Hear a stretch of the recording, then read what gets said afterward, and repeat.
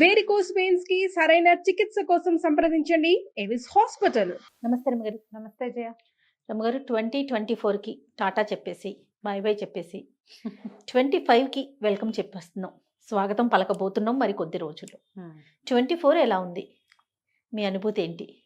చాలా స్పీడ్ గా పరిగెత్తేసింది కదా, చాలా అదే. తొందరగా. అందరు ఇదే మాట అంటున్నారండి, ఎవరితో మాట్లాడినా 24 ఎందుకో స్పీడ్ గా అయిపోయినట్టే అనిపించింది జయ. అవును. అవే రోజులు, అవే నెలలు, అన్ని అవే అయినా కూడా మనకి అలాంటి ఫీలింగ్ అయితే వచ్చింది. అప్పుడే డిసెంబర్ వచ్చేసిందా అనిపించింది ఈసారి అయితే. డిసెంబర్ వచ్చేసింది, అప్పుడే 20 తారీఖుల్లోకి వచ్చేసాము. ఏముంది 10 రోజులు తిరిగేసరికల్లా 25 వచ్చేస్తుంది. అంటే ఇదివరకటికి ఇప్పటికి ఈ సంవత్సరము తీవ్రమైన అనారోగ్యాలు కాదు కానీ ఏమిటో అనారోగ్యాలే ఉన్నాయి జయ. ఎల్లెడలా నువ్వు ఎక్కడ చూడు అవును. ప్రతి వాళ్ళకి ఇదేమిటి చికెన్ గున్యా ఒకటి విపరీతంగా వచ్చింది. జలుబు ఎవరికైనా చేసిందంటే ఇంకా అది వదిలిపెట్టలే ఈ ఏడాది. దగ్గు వస్తుంటే నెలల తరబడి జీరగొంతులు, గీరగొంతులు, రకరకాల కంఠస్వరాలు, ఆ తలనొప్పులు, ఈ మోకాళ్ళ నొప్పులు అవి వచ్చిన వాళ్ళు అసలు చికెన్ గున్యా వస్తే వదిలిపెట్టకుండా అలాగే ఉంది. కొంచెం ఆరోగ్య సమస్యలు బాగానే బాధించినాయి. అంటే ఇవి మరి తీవ్రమైనది ప్రాణాపాయ స్థితులు రాలా. ఇప్పుడు కోవిడ్ అని ఒక పేరు పెట్టకపోయినా ఎన్ని వైరస్లు వచ్చినాయో రమ్మగారు. వైరస్లో అంటే చాలు వామిటింగ్స్, మోషన్స్, ఎక్కడో తిన్నావు మర్నాడు వామిటింగ్స్, మోషన్స్. నువ్వు కూడా 2 సార్లు 3 సార్లు చూసావు. చాలా ఇబ్బంది పడ్డాను. ఎక్కడికి వెళ్ళినా మనం ఇలాంటి స్థితినే ఎదుర్కొన్నాం 24లో.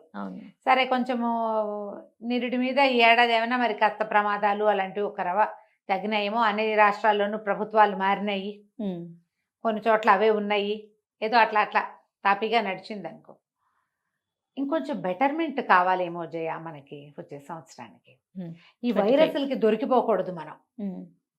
దొరికిపోకుండా ఉండాలంటే ఇమ్యూనిటీ పెరగాలి. ఇమ్యూనిటీ పెరగాలంటే ఏం చెయ్యాలి, ఎలాంటి ఆహారం తీసుకోవాలి, మనం ఏమి తినకుండా ఉండాలి. ఎక్కడికి వెళ్ళి ఏం తిన్నా ఏం తాగినా జబ్బును పడ్డాం. అవును.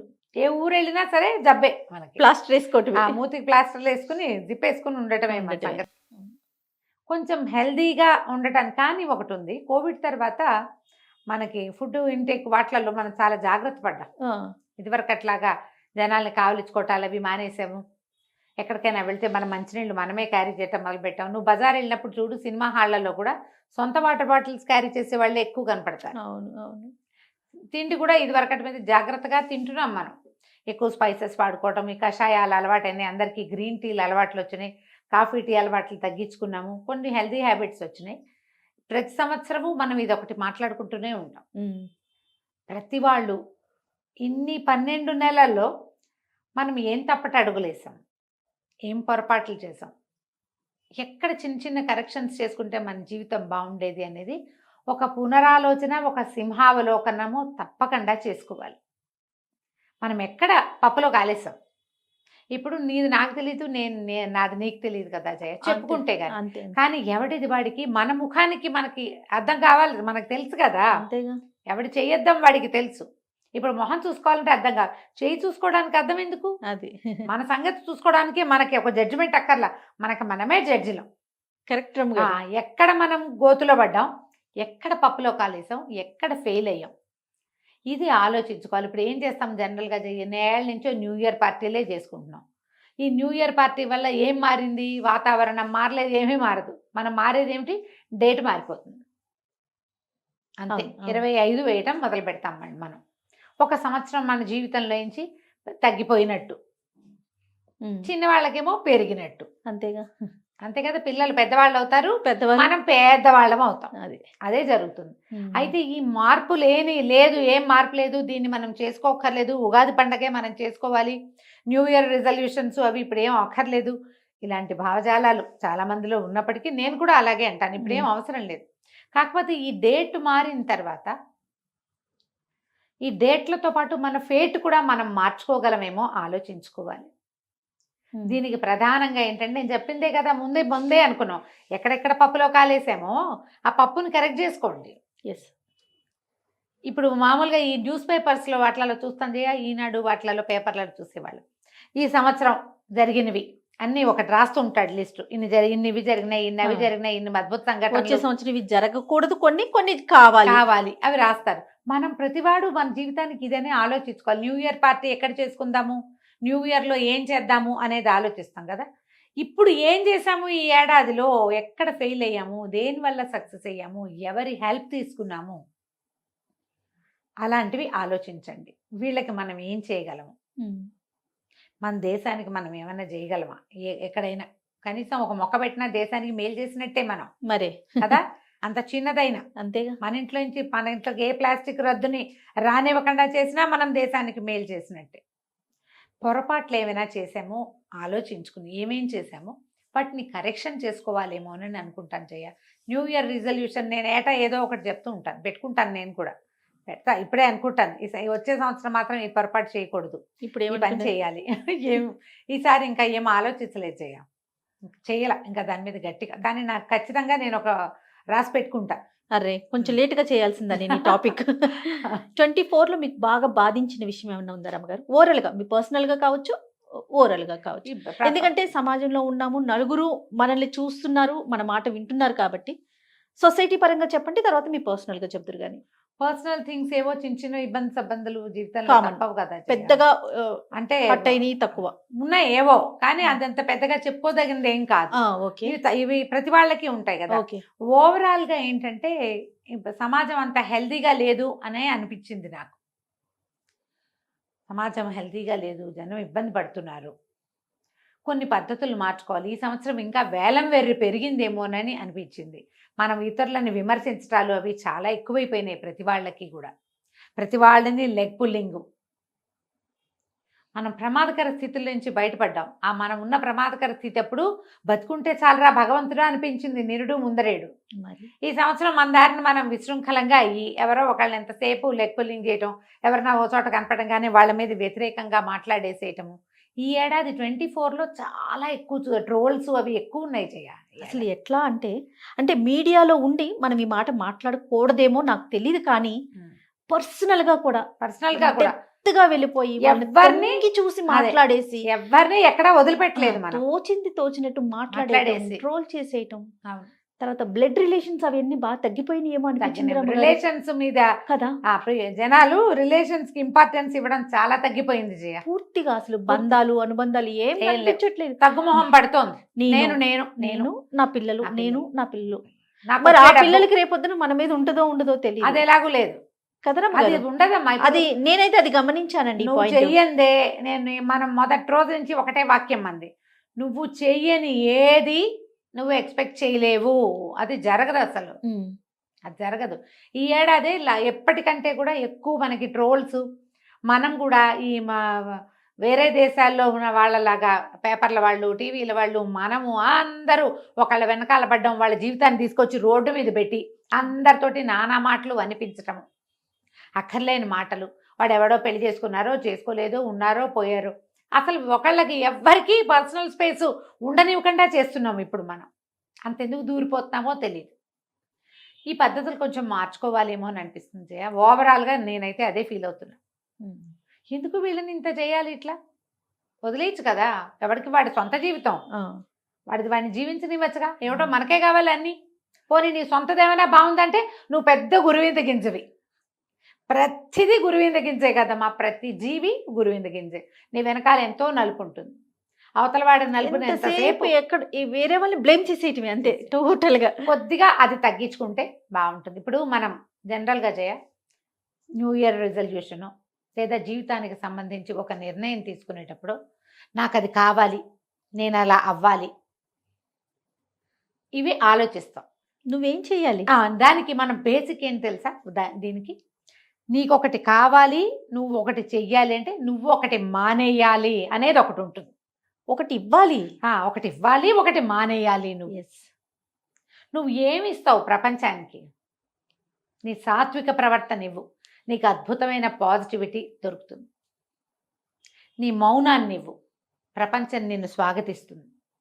నువ్వు మౌనాన్ని ఇవ్వ, నీ నోటుకొచ్చినట్టు మాట్లాడతావు, నిన్ను నోరు మూయించడానికి ఎంతమంది సిద్ధమవుతారు రేపొద్దున కదా.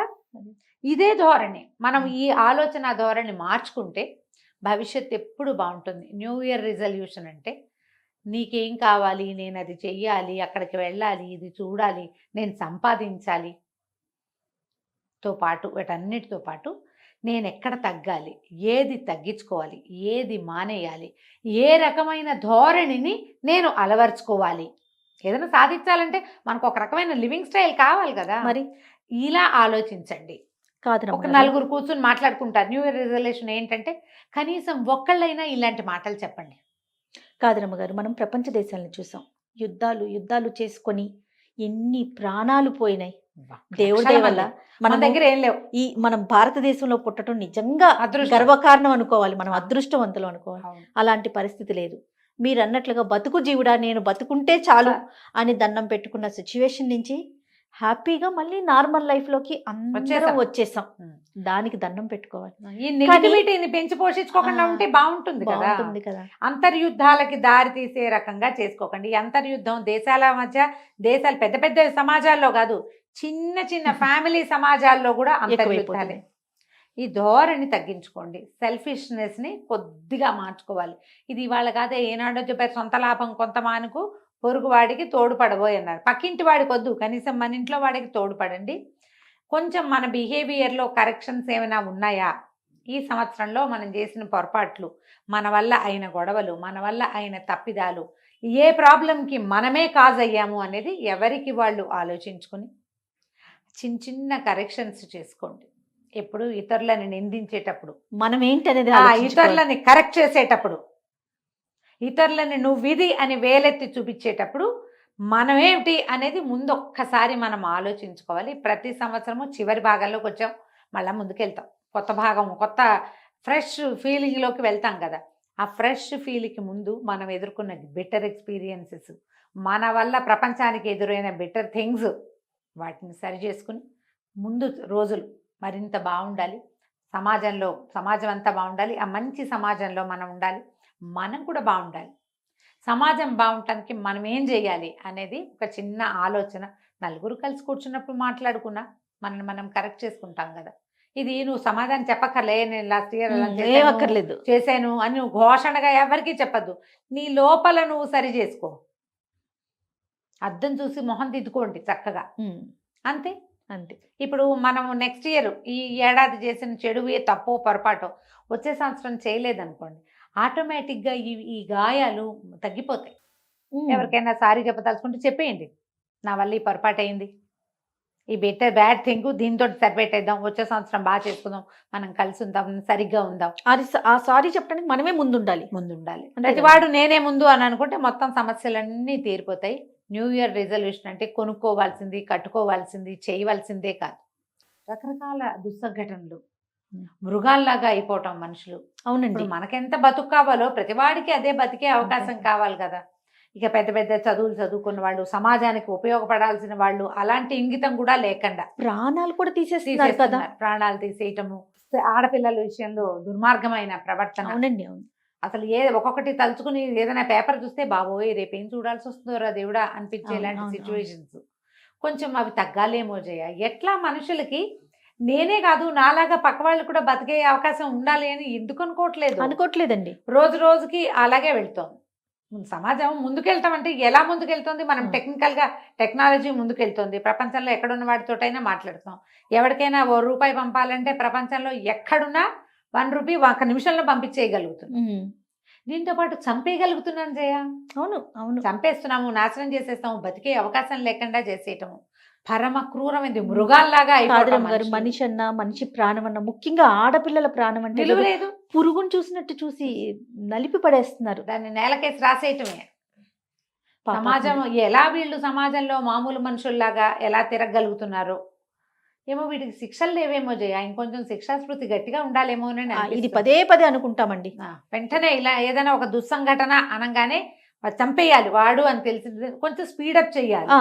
ఇప్పుడు కఠినమైన శిక్షలు కఠినంగా ఉంటే కొంచెం ఇలాంటి దుస్సంఘటనలు జరగకుండా ఉంటాయేమో అనిపిస్తుంది. ఏదో అది జరిగినప్పుడు ఒక 4 రోజులు అమ్మ అని అందరం మాట్లాడే తర్వాత క్యాండిల్ ర్యాలీలు చేయటం అయిపోతుంది.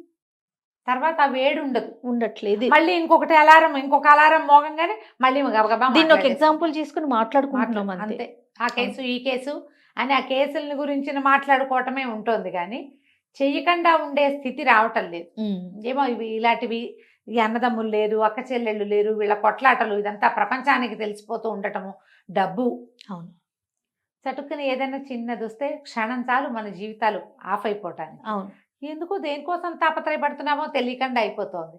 కనీసం ఫర్దర్ ఇయర్స్లో అయినా ఇప్పుడు వచ్చే సంవత్సరం ఒక కొత్త సంవత్సరంలోకి అడుగు పెడుతున్నాం, జీవితాన్ని మార్చుకుందాం, ఈ పద్ధతిగా ప్రవర్తించొద్దు, మనం బతుకుదాం, పక్కవాడిని కూడా అక్క చెల్లెళ్ళు అన్నదమ్ముల్లో లేకపోతే మనలాగా తోటి మానవుల్లో బతకనిద్దామన్న ధోరణి రావాలి మనుషుల్లో. మనం న్యూ ఇయర్ రిజల్యూషన్ ప్రేమ, కరుణ, దయ, అసలు అంటే అవి అసలు పదాలు లేవు జయ. ఇప్పుడు సెల్ఫిష్, స్వార్థం అదే ఉంది. అయ్యో అన్న మాట వినట్లేదు అసలు. అంటే ఎవరికైనా వస్తే అయ్యోళ్ళు ఉంటాయి జయ, నీకు అర్థం అవుతుందా నేనేం చెప్తున్నాను? మనం ఫేస్బుక్లోనో పేపర్లో చూస్తాం, అయ్యో పాపం అనుకుంటాం. అదే మన దగ్గర ఏదైనా ఓన్ ప్రాబ్లం వచ్చింది అనుకో, మనమే ఇంపార్టెంట్. మన పక్కన ఉన్న మనిషి మనం అయ్యో అనం, ఎవరికో అయ్యో అంటాం.